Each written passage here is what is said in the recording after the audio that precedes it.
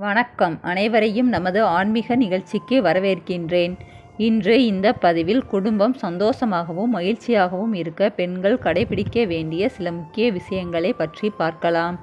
பெண்கள் தினசரி வீடுகளில் சில முக்கியமான விஷயங்களை தொடர்ந்து கடைபிடித்து வந்தாலே வீட்டில் தீய சக்திகள், எதிர்மறை ஆற்றல்கள் குறைந்து தெய்வீகத்தன்மை பெருக துவங்கும்.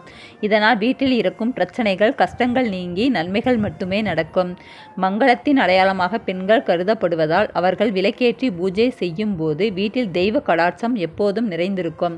பெண்களே மகாலட்சுமியின் அம்சமாக சொல்லப்படுகிறார்கள். இதனால் வீட்டில் பெண்களின் செயல்பாடுகள் மிக முக்கியமானதாக கருதப்படுகின்றது. வீட்டில் நன்மைகள், மகிழ்ச்சி, நிம்மதி எப்போதும் நிறைந்திருக்க பெண்களின் பங்கு மிக முக்கியமானது ஆகும். நம்முடைய தினசரி வாழ்க்கையில் பெண்கள் எந்த மாதிரியான விஷயங்களை கடைபிடித்தால் வீட்டில் எப்போதும் நல்லது மட்டுமே நடக்கும் என்பது பற்றி இங்கு தெரிந்து கொள்ளலாம். தலைமுடியை கட்டாமல் அவிழ்த்துவிட்ட நிலையில் பெண்கள் விளக்கேற்றக்கூடாது. பெண்கள் தங்களை மங்களகரமாக அலங்கரித்து கொண்ட பிறகே வீட்டில் பூஜை அறையை அலங்கரித்து விளக்கேற்றி பூஜைகள் செய்ய வேண்டும். விளக்கேற்றும் போது சிரித்த முகத்துடனும் மகிழ்ச்சியான மனதுடனும் விளக்கேற்ற வேண்டும்.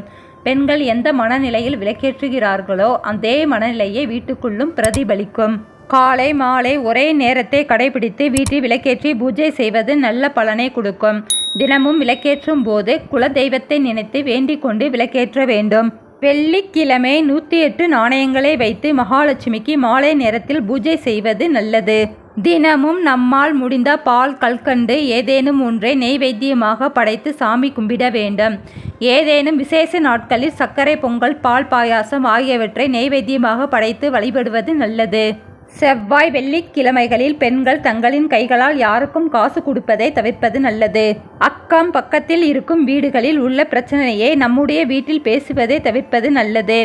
காலை மாலை வீடுகளில் கந்தசஷ்டி கவசம், விஷ்ணு சகஸ்ரநாமம், லலிதா சகஸ்ரநாமம் அல்லது நமது இஷ்ட தெய்வங்களின் மந்திரங்களை பாராயணம் செய்வதும் கேட்பதும் மிகவும் நல்லது.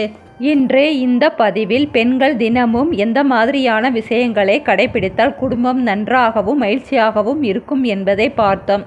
மேலும் நமது ஆன்மீக பதிவுகளை தெரிந்து கொள்ள நமது ஜெய் ஆன்மீக கதைகள் யூடியூப் சேனலுக்கு சப்ஸ்கிரைப் பண்ணுங்க. நன்றி, வணக்கம்.